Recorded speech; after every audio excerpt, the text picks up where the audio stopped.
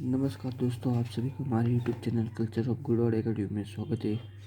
तो आज हम पढ़ेंगे भारतीय इतिहास, जिसमें आज का हमारा टॉपिक रहेगा भारतीय इतिहास की जानकारी के स्रोत। इसी के साथ शुरू करते हैं आज की हमारी क्लास।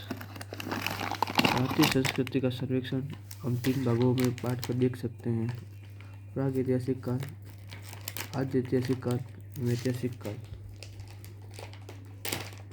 उस काल जिसका निर्माण पहला आता है प्राग ऐतिहासिक काल। ये वह काल जिसका कोई लिखित साक्ष्य उपलब्ध नहीं है, उसे प्राग ऐतिहासिक काल कहते हैं। इसकी जानकारी उत्खनन से प्राप्त सामग्री पर निर्भर होती है। उदाहरण के लिए पाषाण काल। वह दूसरा आता है आर्य ऐतिहासिक काल। वह काल जिसकी लिखित जानकारी तो है, किंतु या तो उससे पढ़ा नहीं अपठित है या प्रमाणित या संदिग्ध भाषा में, जिसे या आप तो पढ़ा नहीं गया या प्रमाणिकता में संदिग्धता दिखाई देती है। एग्जाम्पल के लिए सिंधु घाटी सभ्यता और वैदिक संस्कृति है। तीसरा भाग आता है ऐतिहासिक काल। वह काल जिसकी लिखित जानकारी उपलब्ध है एवं पढ़ा भी जा सका है और प्रमाणित भी है, उसे ऐतिहासिक काल कहते हैं। जैसे एग्जाम्पल के लिए आधुनिक काल। इसी के साथ आज का हमारा महत्वपूर्ण टॉपिक यहाँ से चालू होता है: भारतीय इतिहास की जानकारी के स्रोत। इसे हम 3 भागों में बांटकर देखते हैं: पुरातात्विक स्रोत, साहित्यिक स्रोत और विदेशी यात्री वृत्तांत। पहला ही पॉइंट आता है पुरातात्विक स्रोत। भौतिक अवशेषों के माध्यम से मानवीय क्रियाकलापों का अध्ययन ही पुरातत्व कहलाता है। भौतिक अवशेष तो हमें दिखाई वगैरह देते हैं के माध्यम से मानवीय क्रियाकलाप, जो मानव की क्रियाकलाप होती है, उनका अध्ययन ही पुरातत्व कहलाता है। गॉर्डन चाइल्ड ने ये परिभाषा दी है। नोट: वह स्रोत जिनमें समय के अनुसार परिवर्तन संभव नहीं हो, उसे ही पुरातात्विक स्रोत कहते हैं। दूसरी परिभाषा भी आप देख सकते हैं कि वह स्रोत है जिनमें समय के अनुसार कोई परिवर्तन होना संभव नहीं दिखा देता, उसे पुरातात्विक स्रोत कहा जाता है। एवं वे साक्ष्य जो खोज एवं खुदाई से प्राप्त होते हैं, उसे भौतिक अवशेष कहा जाता है। यहाँ पे हमने पढ़ा था कि भौतिक अवशेष किसे कहते हैं, जो खोज एवं खुदाई से प्राप्त होते हैं। और खोज किसे कहते हैं, अर्थात खोज का अर्थ होता है अन्वेषण, एवं खुदाई यानी उत्खनन कर जो वस्तु निकल जाती हैं, उसे तो खुदाई कहते हैं। खोज यानी किसी वस्तु को, जैसे कि ये चीज़ है, उसको ढूंढना ही खोज है, और इसको खोद के निकलना खुदाई कहलाती है, तो उत्खनन कहलाता है। इसके मुख्य साक्ष्य क्या है पुरातात्विक स्रोत के, तो अभिलेख हैं। अभिलेख, सिक्का, मुद्रा, स्मारक, भवन, मूर्तियाँ, चित्रकला, मृदपांड, मोर या मरण मूर्तियाँ या टेराकोटा, हथियार, आभूषण एवं है, इन्हें पुरातात्विक स्रोत में रखा गया है। यहाँ पे हमारा पहला पॉइंट पुरातात्विक स्रोत कंप्लीट हुआ था। और दूसरा आता है साहित्यिक स्रोत। साहित्यिक संबंधित समाज का दर्पण होता है, अर्थात साहित्य को समाज का दर्पण कहा जाता है। साहित्यिक स्रोत को हम 2 भागों में बांट कर पढ़ेंगे। या हम सिर्फ पहले शुरुआती तो हम एक पॉइंट के रूप में देखें, फिर उनको डिटेल में पूरी बात करेंगे। साहित्यिक स्रोतों को 2 भागों में बांटा देखा गया है: धार्मिक स्रोत एवं धर्मेंद्र साहित्य, अर्थात धर्मनिरपेक्ष साहित्य या लौकिक साहित्य भी कहा जाता है धर्मेंद्र साहित्य को। वहीं धार्मिक साहित्य को वापस हम 2 भागों में बांट कर देखेंगे: ब्राह्मण साहित्य और ब्राह्मणेतर साहित्य। ब्राह्मण साहित्य यानी अर्थात हिंदू और ब्राह्मण साहित्य में कौन कौन से आते हैं, तो वेद, ब्राह्मण ग्रंथ, आरण्यक, उपनिषद, वेदांत, सूत्र साहित्य, स्मृतियाँ, महाकाव्य एवं पुराण है। वहीं ये सभी ब्राह्मण साहित्य में आते हैं। वेद, ब्राह्मण ग्रंथ एवं आरण्यक एवं उपनिषद को मिलाकर इन चारों को मूल वैदिक साहित्य भी कहा जाता है। वहीं वेदांत, सूत्र साहित्य, स्मृतियाँ, महाकाव्य एवं पुराणों को सहायक ग्रंथ कहा जाता है। तो आपको पूछा जा सकता है कि मूल वैदिक साहित्य कौन कौन से है, तो वैदिक, ब्राह्मण ग्रंथ, आरण्यक एवं उपनिषद मूल वैदिक साहित्य के आगे। वे सहायक ग्रंथ में वेदांत, सूत्र साहित्य, स्मृतियाँ, महाकाव्य एवं पुराण है। वे ब्राह्मणेतर साहित्य में क्या है, तो अर्थात हिंदू धर्म से परे, अर्थात बौद्धिक धर्म का साहित्य, जैन धर्म का साहित्य व आजीवक साहित्य, यह ब्राह्मणेतर साहित्य में शामिल है।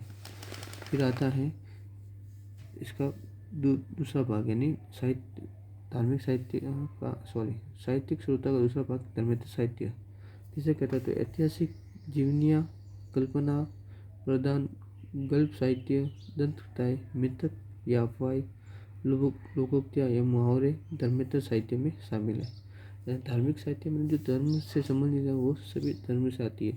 वह धर्मेतर साहित्य या धर्मनिरपेक्ष साहित्य या लौकिक साहित्य यह क्या आती है? तो किसी की महान पुरुष की जीवनियाँ हैं, कल्प साहित्य हैं, कल्प प्रधान साहित्य हैं, दंत कथा हैं। किसी के बारे में कहा जाता है कि वो दंत कथा वगैरह बड़ा चढ़ा के बात लिखी गई उसे धर्मेतर साहित्य में शामिल किया। मिथक या अफवाहें हैं, लोकोक्तियाँ एवं मुहावरे हैं, ये सब धर्मेतर साहित्य में शामिल किया गया है। तीसरा पॉइंट आता है विदेशी यात्री वृत्तांत, जिन्हें हम 3 भागों में बांट कर देखेंगे। लेखक, यूनानी लेखक, चीनी लेखक, अरबी फारसी लेखक। यहाँ पे सबसे बड़ी एक बात आती है ईसा पूर्व ईसा, तो क्या संबंध है? तो अर्थात ईसा पूर्व को बीसी भी कहा जाता है और ईसा को ईडी भी कहा जाता है। यानी बीसी यानी बिफोर क्रिस्ट एंड ईडी यानी एनो डिमोन।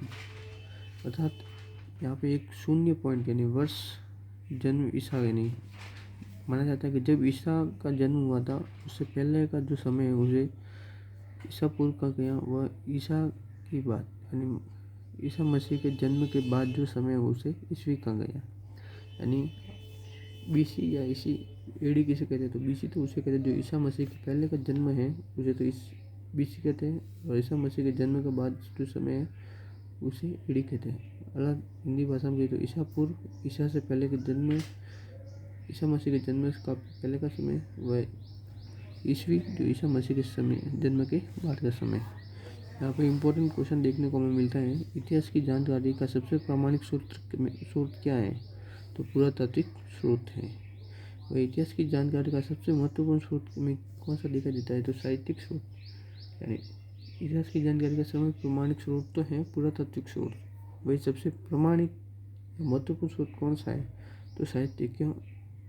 इससे पढ़ने के बाद हमें सभी जानकारियाँ संभव से देखने को मिल जाती है। पुरातात्विक स्रोत से इतनी जानकारी प्राप्त नहीं होती है।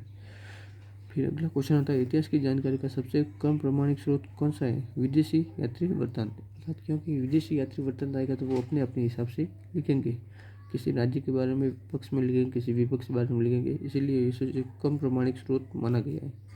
तो अगला क्वेश्चन आता है वेदांत किसे कहते हैं? तो वेदांत उपनिषद को कहा जाता है। हमारा पहला ही पॉइंट आता है पुरातात्विक स्रोत। पुरातात्विक स्रोत में हम पढ़ेंगे अभिलेख, मुद्रा वगैरह जो हमने वहाँ पे पॉइंट देखे थे वो सभी यहाँ पे पढ़ेंगे। तो पहला ही पॉइंट आता है अभिलेख। तो अभिलेख किसे कहते हैं? यहाँ पे हम डायग्राम के रूप में परिभाषा को देख सकते हैं। तो शिला, स्तंभ, गुहा, ताम्रपत्र, प्रतिमा एवं ताम्रपट्टिका पर उत्कीर्ण लेख को ही अभिलेख कहते हैं। अर्थात किसी पाषाण पर शिला, गुहा, स्तंभ, ताम्रपत्र, प्रतिमा, ताम्रपट्टिका पर उत्कीर्ण लेख को ही अभिलेख कहते हैं। इसका अध्ययन ही पूरा लेख शास्त्र कहलाता है। अर्थात अभिलेखों का अध्ययन क्या कहलाता है? पूरा लेख शास्त्र कहलाता है। हमारा दोस्तों पॉइंट अभिलेख चल रहा था, उसमें भारत के संदर्भ में सर्वप्रथम अभिलेख का लेखन किसने कार्य करवाया? तो ईरानी शासक दारा प्रथम या डेरियस प्रथम ने सर्वप्रथम कराया था। तो आपको क्वेश्चन पूछा जा सकता है भारत के संदर्भ में सर्वप्रथम अभिलेखों का लेखन ईरानी शासक दारा प्रथम और डेरियस प्रथम ने करवाया था। आपको क्वेश्चन पूछा जा सकता है कि भारत के संदर्भ में सर्वप्रथम किसने लेखन कराया? तो दारा प्रथम या डेरियस प्रथम ने। ये सभी जो नोट्स बने हुए सभी क्वेश्चन के रूप में आप देख सकते हैं। वही यहाँ पे एक इम्पोर्टेंट नोट है कि भारत को जीतने वाला प्रथम शासक भी किसे माना गया है? दारा प्रथम या डेरियस प्रथम को ही माना गया है, क्योंकि इसके द्वारा अभिलेखों का लेखन कराया। तो ये माना जाता है कि इसके द्वारा ही भारत को सबसे पहले जीता गया था। वह दारा प्रथम से प्रेरणा लेकर सर्वाधिक अभिलेख सम्राट अशोक ने लिखवाए थे, क्योंकि सम्राट अशोक ने सर्वाधिक अभिलेख लिखा है। तो सब लोगों का, अधिकांश लोगों का मानना है, जो शुरुआती दौर में पढ़े गए थे, तो क्वेश्चन पूछा जा सकता है कि भारत में सर्वप्रथम अभिलेख किसने लिखा है? तो सम्राट अशोक सही माना जा सकता है, लेकिन कोई हमारे यहाँ पर उत्तर सही होगा दारा प्रथम, क्योंकि सर्वप्रथम डेरियस प्रथम या दारा प्रथम ने ही अभिलेख का लेखन का कार्य किया था। उससे प्रेरणा लेकर तो अशोक सम्राट अशोक ने लिखवाया था। और सम्राट अशोक की अभिलेख की लिपि क्या थी? तो सम्राट अशोक के अभिलेख 4 लिपियों में हमें देखने को मिलते हैं। ब्राह्मणी लिपि, खरोष्टी, आर्मेयिक या ग्रीक भाषा में देखने को मिलता है। वही सर्वाधिक अभिलेख किस भाषा में हमें देखने को मिलता है? तो ब्राह्मणी। अशोक के अभिलेख सर्वप्रथम की खोज किसने की? अर्थात अशोक के अभिलेख की सर्वप्रथम खोज किसने की? तो 1775 में स्टीफन थैलर ने की। वही सर्वप्रथम इसका अध्ययन करता कौन था? तो 1837 में जेम्स विसेप ने इसे पढ़ा था। फिर भारत से मुख्य अभिलेख कौन कौन से प्राप्त होते हैं? तो एक तरफ तो अभिलेख है, दूसरी तरफ संबंधित राजा है। तो मास्की, गुजरा, निठुर एवं उद्योगोलम, ये चारों अभिलेख किससे संबंधित है? तो सम्राट अशोक से। तथा इन चारों अभिलेखों में, इन्हीं चारों में पहली बार सम्राट अशोक का नाम स्पष्ट अशोक मिलता है। तो अर्थात हमें यहाँ पे एक विशेष तथ्य भी देख रहे हैं कि 4 अभिलेख देखने को मिलता है। मास्की, गुजरा, निठुर और उद्योगोलम, चारों किससे संबंधित? तो सम्राट अशोक से।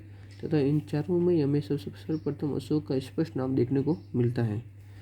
दूसरा आता है महास्थान अभिलेख। ये चंद्रगुप्त मौर्य से संबंधित है।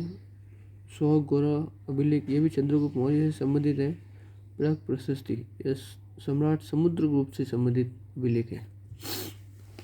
वही अगला आता है नासिक अभिलेख, जो गौतमी पुत्र सातकर्णी से संबंधित है। वही जूनागढ़ अभिलेख, जो रुद्रदामन से संबंधित है। बिलसड़ अभिलेख, जो कुमारगुप्त महेंद्रादित्य से संबंधित है। दोस्तों, आपको एक तरफ अभिलेख का नाम देकर दूसरी तरफ शासक का नाम देकर सुमिलित करने का क्वेश्चन पूछा जा सकता है। और यहाँ देखें तो हाथी गुफा अभिलेख किससे संबंधित? तो कलिंग व खारवेल से संबंधित है। वह मंदसौर का अभिलेख यशोधर्मन से संबंधित है। वह मरोली का लोह स्तंभ किससे संबंधित है? तो चंद्रगुप्त सेकंड विक्रमादित्य से संबंधित है। ग्वालियर प्रशस्ति, यह मीर भोज से संबंधित है। एहोल अभिलेख, यह पुलकेशिन सेकंड से संबंधित है। एरन अभिलेख, ये धान्य विष्णु अर्थात राजा भानुगुप्त से संबंधित है। भीतरी स्तंभ लेख, स्कंदगुप्त से संबंधित है। देवपाड़ा अभिलेख, ये विजय सेन से संबंधित है। इसी के साथ दोस्तों हमारा अभिलेख वाला पॉइंट समाप्त होता है। आपको अभिलेख में से कितना पूछा जा सकता है, या फिर तो इसकी परिभाषा पूछी जा सकती है या परिभाषा नहीं पूछी जा सकती। तो सर्वप्रथम किसने इसे लेखन का कार्य किया या इससे प्रेरणा किसने ली? और ये जो हमें अभी पढ़े थे, एक तरफ अभिलेख है और दूसरी तरफ उनके राजाओं का सुमिलित कराने का पूछा जा सकता है। दूसरा पॉइंट आता है सिक्के या मुद्राएं। मुद्राओं का अध्ययन न्यूमिस्टिक कहलाता है। भारत की प्राचीन मुद्राएं हाथ मुद्रा कहलाती थी। हाथ मुद्रा का अर्थ होता है थप्पा मारकर निर्मित मुद्रा को हाथ मुद्रा कहा गया है। इन्हें पंचमार सिक्के भी कहते हैं। पंचमार सिक्के का अर्थ है अर्थात इन पर 5 प्रकार की आकृतियाँ बनी हुई थी। कौन कौन सी आकृतियाँ हमें देखने को मिलती हैं? हाथी है, वृषभ है 1 नंबर पर, 2 नंबर पर वृक्ष है, 3 नंबर पर चंद्र है, 4 नंबर पर मयूर है, 5 नंबर पर मछली की आकृतियाँ हमें अधिकांश देखने को मिलती हैं। इस कारण इन्हें पंचमार सिक्के भी कहते हैं या हाथ मुद्रा भी कहते हैं, अर्थात थप्पा मारकर निर्मित की गई मुद्राएं। हाथ मुद्रा ये लेख विनती तथा तिथि लेख विनती अर्थात इनके ऊपर तिथि अंकित की गई है एवं ये रजत मुद्राएं थी अर्थात ये चांदी की बनी हुई मुद्राएं थी। भारत में सर्वप्रथम लेख युक्त मुद्रा जारी करने का श्रेय किससे जाता है? तो इंडो ग्रीक वंश को जाता है। ये क्वेश्चन है, अब साथ साथ हम क्वेश्चन भी देख रहे हैं। मौर्य काल की मुद्रा कैसी थी? तो लेख विन मुद्राएं थी अर्थात हाथ मुद्रा ही थी। अगला पॉइंट आता है भारत में सर्वप्रथम स्वर्ण सिक्के जारी करने का श्रेय किसे जाता है? तो कुषाण शासक बिन फिशस एंड कैडफिशस सेकंड को जाता है। ये RSP 2025 का क्वेश्चन है कि कुषाण शासक विम कैडफिशस को स्वर्ण सिक्के जारी करने का सर्वप्रथम श्रेय जाता है। क्या मौर्य काल में स्वर्ण मुद्राएं प्रचलित थी? तो नहीं, क्योंकि मौर्य काल में हमें स्वर्ण मुद्राएं हमें प्राप्त नहीं होती हैं। गुप्त काल की मुद्राएं, गुप्त काल की मुद्राएं स्वर्ण थी एवं 8 मुद्राएं नहीं थी, क्योंकि मौर्य काल में तो 8 मुद्रा प्रचलन में थी। क्योंकि हमने यहाँ पे पढ़ा है कि मौर्य काल की मुद्राएं कैसी थी, तो लेख विन अर्थात 8 मुद्राएं थी। तो यहाँ पे क्वेश्चन पूछा गया है कि मौर्य काल में स्वर्ण मुद्राएं प्रचलन में थी, तो नहीं, क्योंकि उस टाइम 8 मुद्रा थी जो चांदी की थी। गुप्त काल में मुद्राएं स्वर्ण थी जो 8 मुद्रा नहीं थी, अर्थात स्वर्ण मुद्रा प्रचलन में चालू हो गई थी। तो अर्थात ये लेख युक्त थी, इनके ऊपर एक लेख लिखा जाता था। आप एक नोट देखें तो सर्वाधिक स्वर्ण सिक्के गुप्त शासकों ने जारी किए, जिसे दीनार कहते थे। अर्थात गुप्त शासकों की मुद्रा को दीनार भी कहते हैं, जो स्वर्ण सिक्के थे। भारत में सर्वाधिक किस काल में मुद्राएं डाली गई? ऑप्शन 1 मौर्य काल, ऑप्शन 2 गुप्त काल, ऑप्शन 3 मौर्योत्तर काल, ऑप्शन 4 कुषाण काल। तो हमारे यहाँ ऑप्शन 3 सही होगा, मौर्योत्तर काल। इसी के साथ दोस्तों हमारा दूसरा पॉइंट भी समाप्त होता है, सिक्के एवं मुद्राएं। तीसरा पॉइंट आता है स्मारक या भवन। ये सभी हम पुरातात्विक स्रोतों के पॉइंट पढ़ रहे हैं दोस्तों। स्मारक एवं भवन, तो वास्तु कला श्रेणियों की जानकारी मिलती है स्मारक एवं भवन से। ये 3 शैलियाँ थी, अर्थात शैलियाँ कितनी थी? वास्तुकला की 3 श्रेणियाँ थी। प्रसिद्ध कौन सी थी? मंदिर स्थापत्य की शैलियाँ प्रसिद्ध थी। यहाँ पे हम एक नक्शे के रूप में देख सकते हैं कि कौन से क्षेत्र में कौन सी श्रेणियाँ प्रसिद्ध थी। तो अभी ये भारत का नक्शा है, अर्थात उत्तर भारत में जो प्रचलित शैली थी उसे उत्तर भारतीय शैली अर्थात नागर शैली के नाम से जाना जाता था। इसका स्वर्ण काल गुप्त काल को माना जाता है। इसकी उप शैली पंचायतन शैली है। ठीक है, इसका विस्तार हमें कहाँ से कहाँ देखने को मिलता है? तो कश्मीर से विंध्याचल पर्वत तक इसका विस्तार हमें देखने को मिलता है। अर्थात ये पूरा भारत है, भारत की 3 श्रेणियों में बांटते हैं वास्तुकला की। पहली आती है उत्तरी भारतीय की शैली, जिसे नागर शैली भी कहा जाता है। इसकी उप शैली है पंचायतन शैली।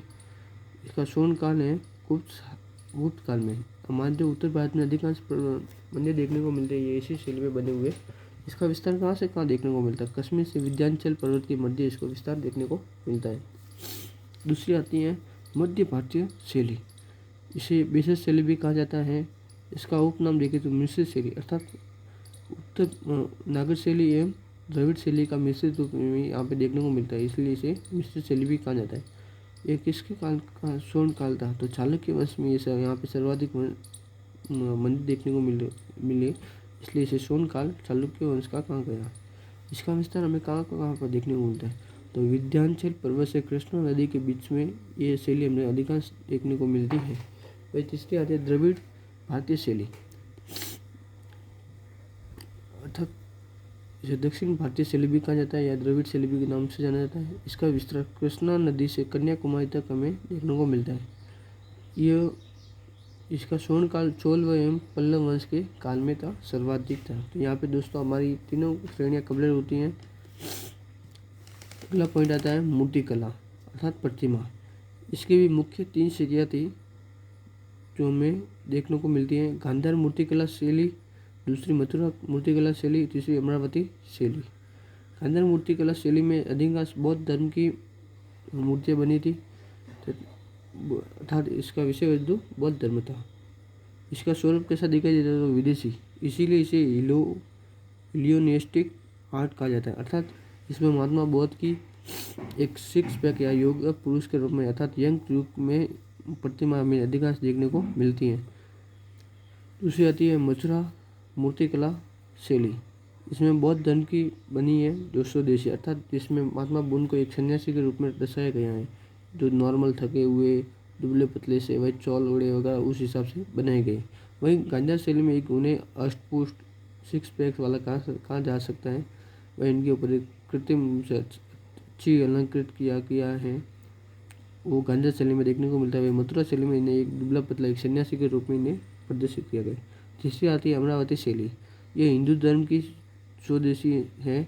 इसमें हिंदू धर्म की अधिकांश हमने मूर्तियाँ देखने को मिलती हैं। इसी के साथ दोस्तों हमारा चौथा पॉइंट भी समाप्त होता है, मूर्ति कला एवं प्रतिमा। 5वां पॉइंट आता है चित्रकला। मानवीय मनोभावों की अभिव्यक्ति का सर्वश्रेष्ठ माध्यम चित्रकला ही होता है। अर्थात मानव मन में जो उत्पन्न मनोभाव होता है उसकी अभिव्यक्ति के लिए सर्वश्रेष्ठ माध्यम कौन सा है? तो चित्रकला। अर्थात किसी व्यक्ति के मन में कौन कौन से विचार है तो वो अपने चित्र के माध्यम से बता सकते हैं। जैसे कि हमें फ्री वगैरह बैठे हैं तो अपने मन में कौन से विचार चल रहे थे, अगर पहला हाथ में तो उसके हिसाब से हम कोई भी चित्र वगैरह बना रहे, जैसे घर चौपड़ी वगैरह कोई भी अन्य चित्र बना रहे। तो इसलिए मानव अभिव्यक्ति का सबसे सर्वश्रेष्ठ माध्यम कौन सा है, तो चित्रकला है। भारत में मानव का प्राचीनतम शिलाश्रय कहाँ है, तो एमपी नर्मदा नदी घाटी में के किनारे स्थित भीमबेटका की गुफा में, अर्थात भीमबेटका की गुफा में हमें प्राचीनतम चित्र शैली के प्रमाण मिलते हैं, जिससे 2003 में यूनेस्को में शामिल किया गया है। भारत की प्रसिद्ध गुफाएं एवं चित्र कहाँ से हमें प्राप्त होते हैं, तो पहली आती है अजंता की गुफाएं। यह कहाँ पे हमें देखने को मिलती है, तो इसका स्थान औरंगाबाद महाराष्ट्र में है। यहाँ कुल 29 गुफाएं हैं, जिनमें यूनेस्को ने 1983 में शामिल किया गया है।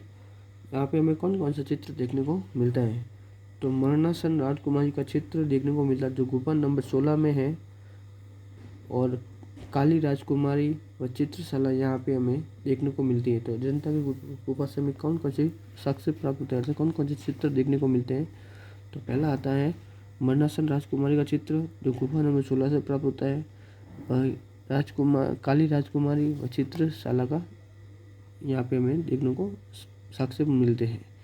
फिर अगली आती है एलोरा की गुफाएं जो औरंगाबाद महाराष्ट्र से प्राप्त होती है। इनकी कुल संख्या 34 है। इन्हें भी 1983 में यूनेस्को में शामिल किया गया है।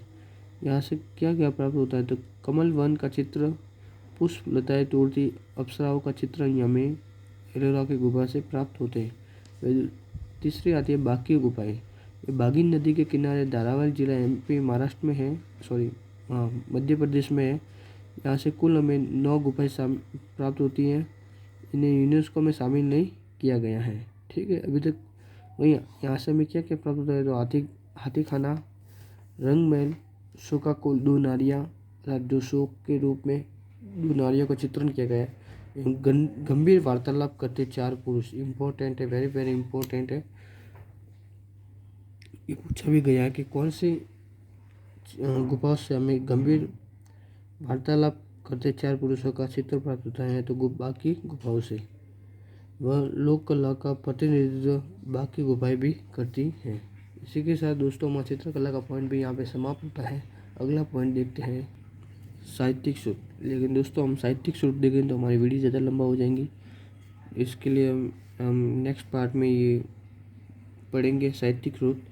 यदि आप सभी को हमारी ये वीडियो अच्छी लगी हो तो हमारे चैनल को सब्सक्राइब कीजिए, लाइक कीजिए, कमेंट कीजिए। मिलते हैं नेक्स्ट वीडियो में नए टॉपिक के साथ, अर्थात इसी वीडियो का नेक्स्ट पार्ट के लिए मिलते हैं। जय हिंद, जय भारत।